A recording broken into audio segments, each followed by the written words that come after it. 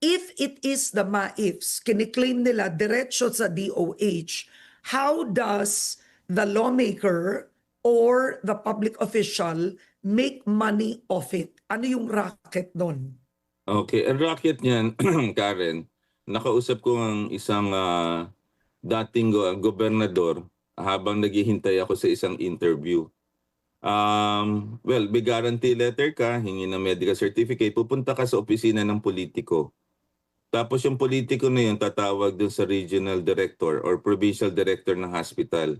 Kunyari ang MAIP niya, nakalagay ay 10 million.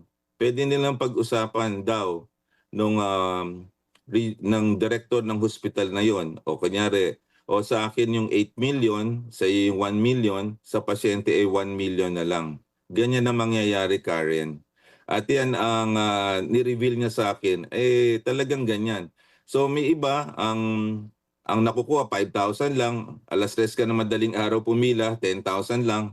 Paano 'yon? Hindi katulad kung case rates ka sa let's say sa heart attack ngayon na-improve yan sa Senate Committee in fairness to the Health Committee of the last Congress. 500,000 na po pwede ka ma-angiogram, pwede ka na ma-angioplasty.